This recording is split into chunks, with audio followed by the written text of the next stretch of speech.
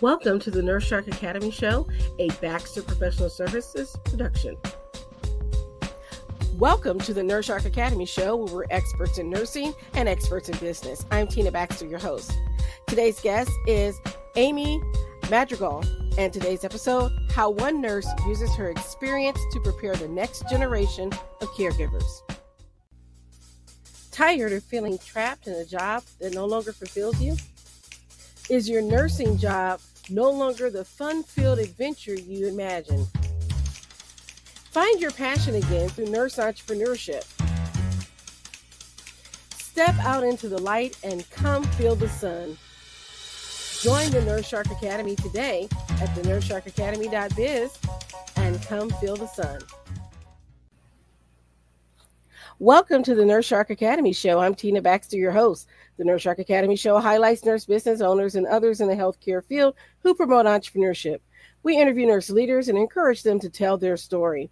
My mission is for you to own your seat at the table of nurse entrepreneurship, gaining the confidence, skills, and freedom to live your life on your own terms. You will dream big and expand your consciousness as an entrepreneur. Join us and support these wonderful nurse entrepreneurs and leaders. Today's guest, we have Amy Gonzalez of M&A Academy of Caregiving. Welcome to the show. Hello. It's Amy Madrigal. My email that's right. is so old. It's okay. You changed your, you got married, didn't you? Yes. Okay. And say your last name again? Madrigal or Madrigal. Madrigal. Mm-hmm. So I write it down, so when I do the promo, I'll have it. So thank you for reminding me, because I just glanced at your email and then I realized I had that in my head, but I forgot. So Amy Madrigal, welcome. So tell me, Amy, a little bit about your nursing background. What made you become a nurse? So I have a unique story. I had my twins when I was 17. So I was pregnant at 16, and the nurse that I had was so sweet to me.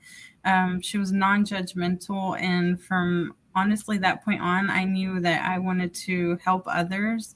And so by the age of 22, I had my fourth child. So after that, I was like, okay, I need to go to school. I need to do something. My husband encouraged me to, get a career. And I hadn't had any college courses or anything. I took my GED and I took the HESI exam, the entrance exam for the nursing program. I wanted to do the RN, but I didn't have the prereqs for that. So I applied for the LVN program, didn't think I would get accepted. And then lo and behold, in December, I had gotten the email. This was in 2014.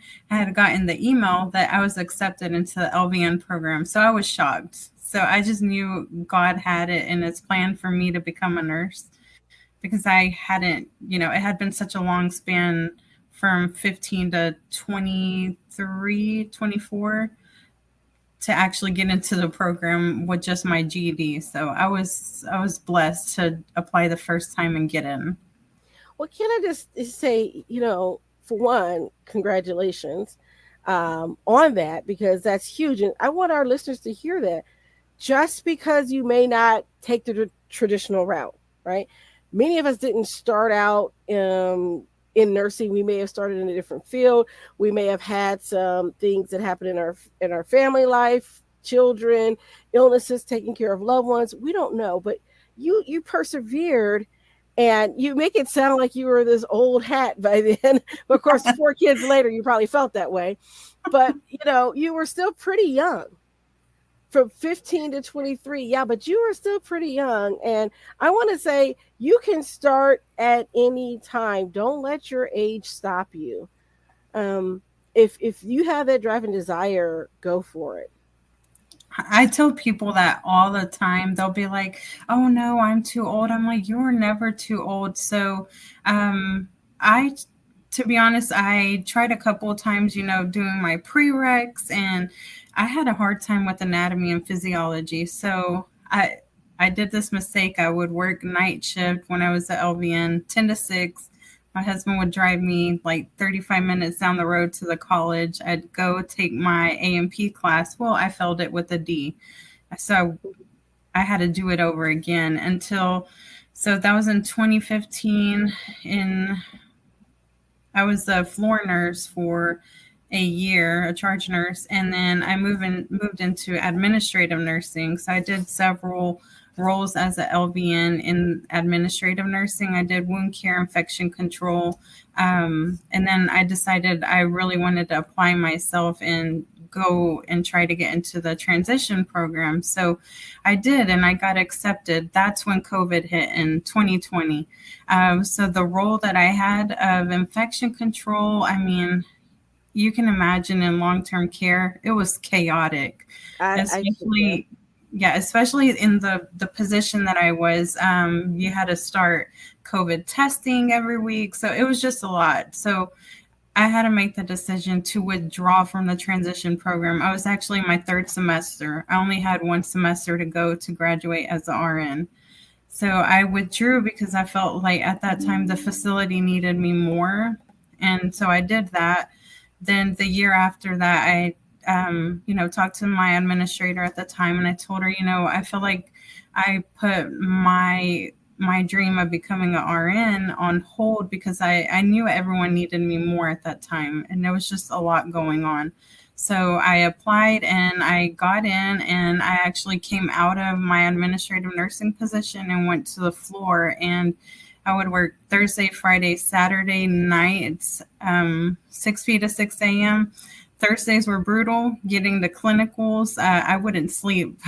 I hate saying that, but I wouldn't sleep because I'd go straight from clinicals to work. But I just, I had to do what I needed to do to get through that period. And then I graduated in 2022 as a RN, and I did PACU for a couple months. And my administrator at the time called me, or my previous administrator called me and said, Amy, the DON is stepping down, and I couldn't think of anybody else to ask to take this position but you. I know that you can take that position. So I thought about it for, overnight, and I accepted it. So I've been the director of nursing now for 2 years. Well, that's wonderful. Now, first of all, I commend you for not giving up, particularly during that COVID period, because I know what it was like. I kept getting phone calls from DONs asking me, did I have gloves? Did I know where they could get hand sanitizer? I was working in psychiatry at the time, so where I still currently work.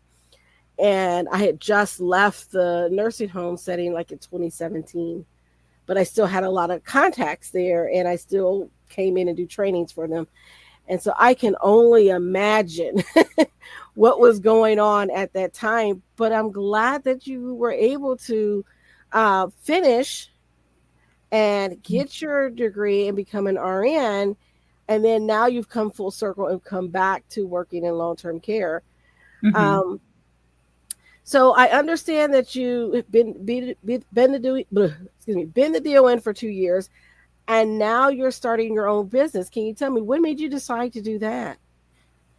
So I have, since 2016, 2017, I've helped teach the CNA program at the facility where I work at. And then I was a program director. And so I see the gap that everybody has in every setting. It doesn't matter if it's nursing home, home health, hospital.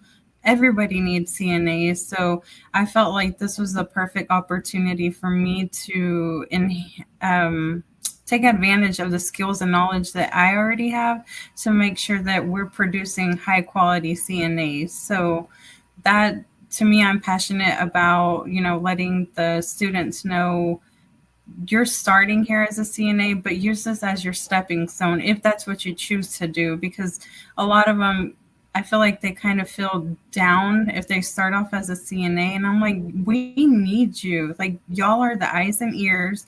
Y'all are the first one to see a change in condition, reporting it to the nurse. So I make sure that they know how valuable they are to us nurses. With CNA week coming up, making sure we go all out for them as well. You, I started out as a CNA, and I admit I find it very refreshing when I talk to nurses who did start as a CNA and or had worked in some sort of capacity with that. Because I, as a CNA, I work with nurses who were, let me just put it, too good to help put somebody on the toilet. And even as a nurse practitioner, that is not me. If somebody needs to be changed and we are there in the room and I've got to look at their bottom anyway for wounds, I said, let's change them. Let's not bother the Mhm. CNA. That person's got a lot to do. We're here. Let's do it. It takes less than 5 minutes. Oh, definitely. Especially, you know, some of the residents, I'll help them and they'll read my name tag and they'll be like, "Oh, how embarrassing. You're the director of nursing." I'm like, that means nothing. I'm here to help you just as much as everybody else. And I mean, actually, one question that I get in particular will be like, "Why do you wear scrubs as a DON?" And I'm like, "Because if the floor staff needs help, I'm going to get out there and help them. How am I going to get out there and help them if I'm wearing heels and slacks?" So I stick to my scrubs. I'm ready to get in there if they need help. I mean, I'm there to assist them. What I used to call management when I worked in the hospital was the clackety clack brigade. You could always tell them coming by their high heels.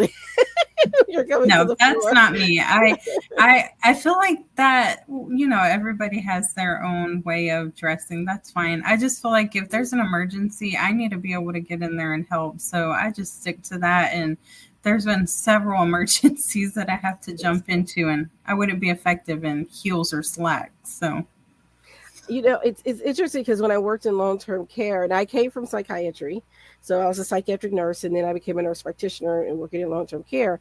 I would always wear scrubs because I didn't know if I was going to be on the floor to look at feet or nasty wounds or whatever as a nurse practitioner.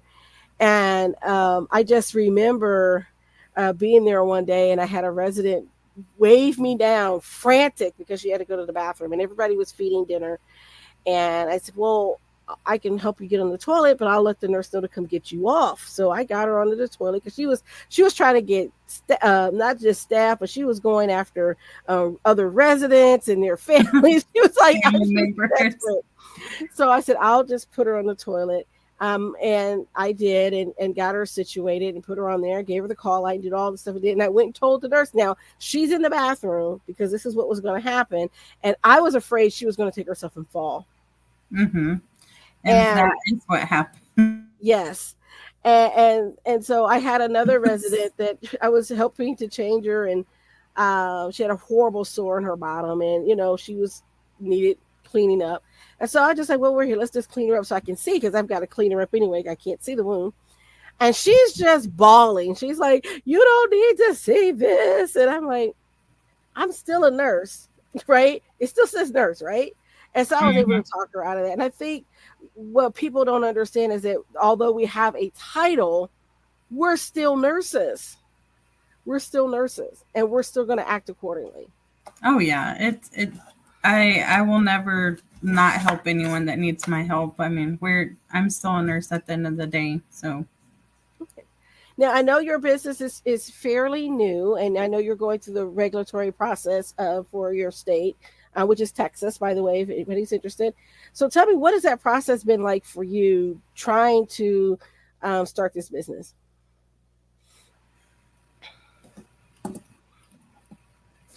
So thankfully,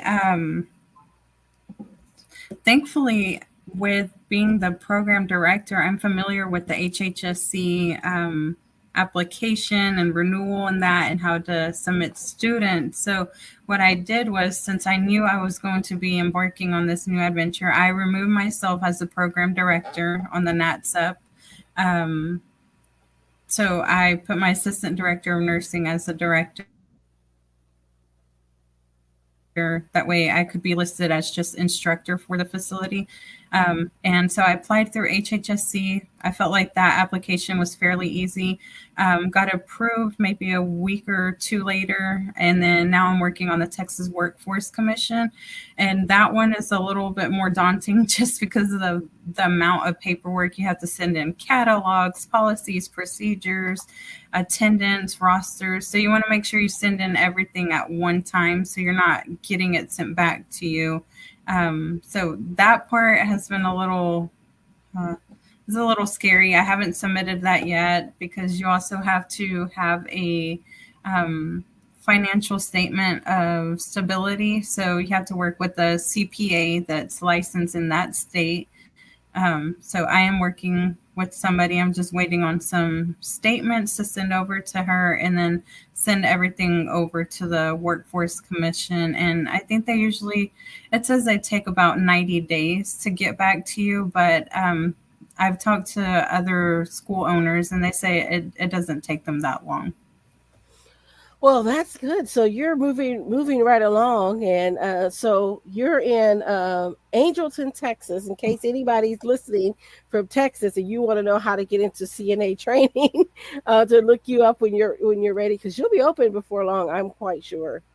I'm quite Yeah, sure. I'm aiming for September if all goes well. If not, October's fine. I was blessed to find a location. So there's a church here that owns office spaces, and it was a great price. They worked with me, and getting your office space, you need to make sure you're getting your commercial insurance that covers the property itself. It covers you because you're teaching people. So somebody can do something outrageous and say, well, she taught me this way. So you want to make sure you have insurance for yourself so you're not getting sued. So, thankfully, Texas has the curriculum already built, so I don't have to worry about that part. And I've taught several classes, so it's just making sure you're effectively teaching each student because everybody has their own learning styles. That's very important and true. And as a CNA instructor myself, I can definitely say having different ways of instructing. So maybe some people prefer to hear it, audio lecture. Others Mhm. may rather have a video, or other people need that hands on for it to click for them. So, and putting all those things in there is very important. And so, what's been your biggest hurdle as you start this journey with entrepreneurship? What's been your biggest hurdle as far as your mindset and becoming an entrepreneur?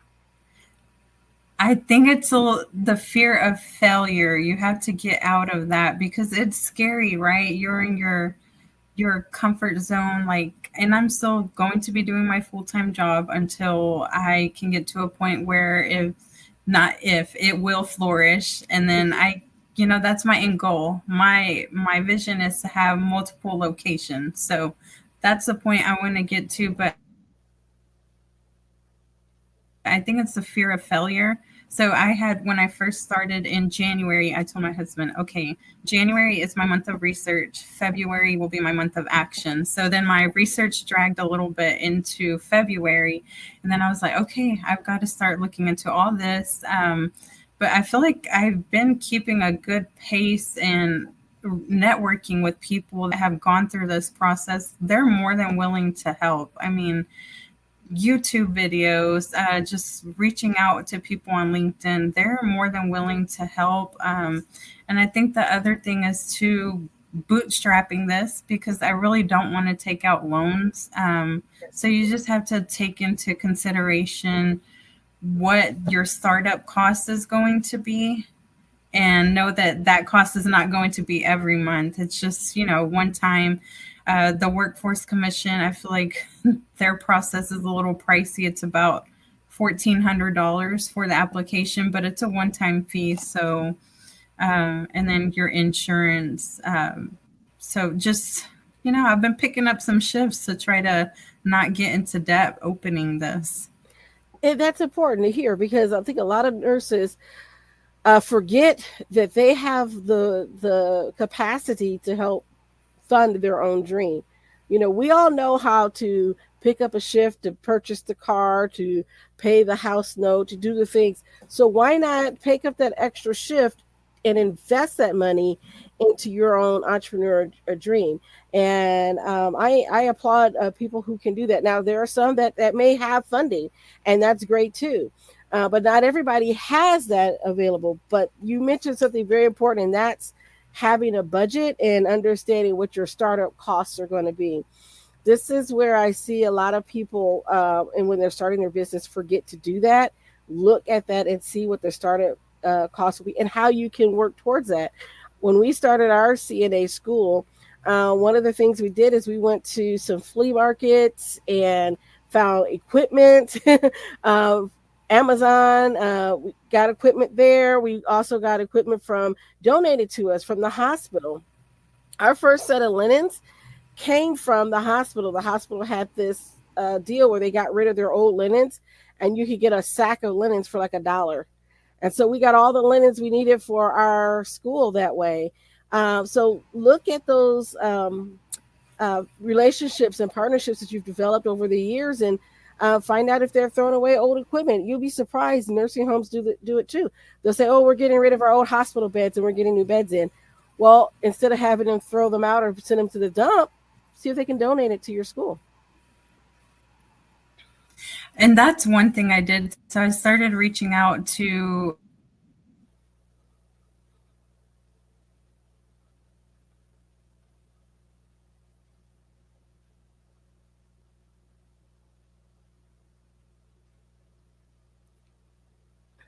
Seems we have a little bit of a lag or a technical difficulty.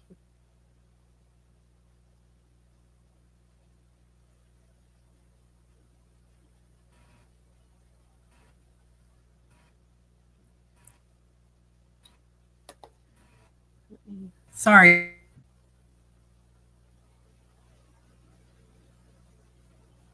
So I did reach out to the community colleges, and I think it's a liability thing. They auction them off. So I was like, okay, well then I won't go that route.